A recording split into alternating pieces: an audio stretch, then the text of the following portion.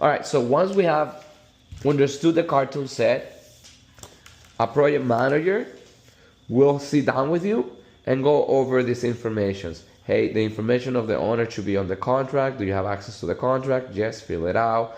The general contractor, we may or may not put it. I often tell people to divide this into amount, the amount, this is detailed stuff, to the amount of consultants that we have. In this case, I would put the surveyor instead of the general contractor, because we do have a surveyor, and it's not, well, I think it's going to be Scott Serrato, so you're fine on that. So things I always do personally when I'm reviewing a set, go left to right.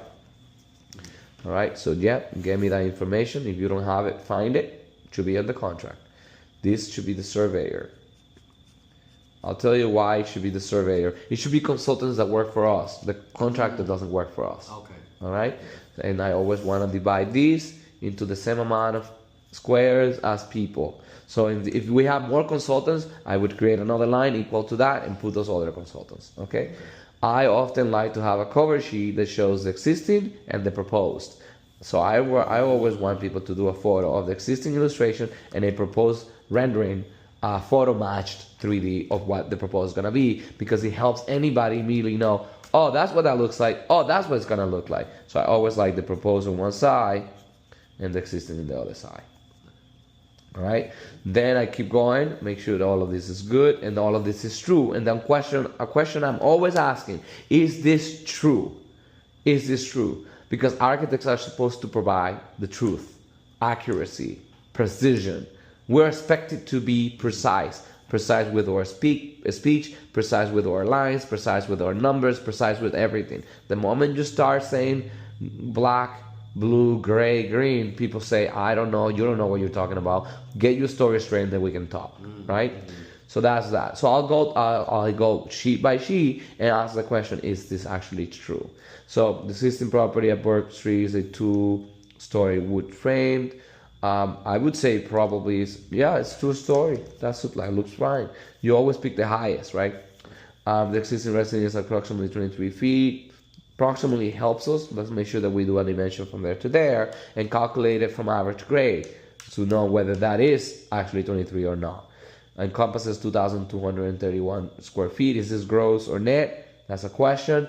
Gross is from the outside wall all the way through. Net is from the inside wall. Is it? I don't know. This could also be cross-checked with the assessor's website to make sure that the area they have and the area that we have match. If they don't match, we have to figure out which one we should use. The current use for the property is single-family residential. That seems correct. I like that you detach this area. This is just saying a little history of this project, this house. Now here's what we're doing. Renovation includes the addition of a protected use. I like that word. I like that word because it's actually how they call them, protected use ADU. Be more clear on how you're explaining this stuff.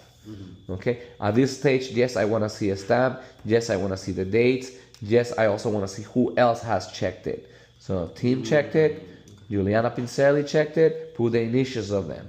Why? Because you're not gonna be here when this is being built. You're an intern.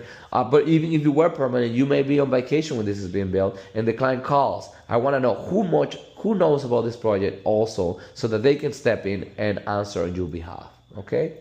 So the cover sheet, that's kind of the general idea. We typically, when I'm marking the set, I put a color for me and say DF, and then a color for somebody else. In this case, the red, I guess, is team. So that's meaning this is what the owner's looking at, this is who's looking at it. And I go through it. I like giving the same space to each consultant. Let's make sure we give the same space to each consultant. This is all intentional. The most important person on a project is the client. Second most important person is the architect. The next most important person are the consultants. All right? That's the order of it. So that's why this is that way. That's why this is created that way. But just give them the same amount of spaces. So you do edit the family and say, I want to divide this into 3 spaces and make sure it all fits correctly. Okay? Great. So we continue. We go through it. We read it. I'm not going to get into the detail of reading this right now. This is going to be my first check. I'm just teaching you the process by which you will evaluate this. Make sure that this reads correctly, side reads correctly. Great. Go on to the next one.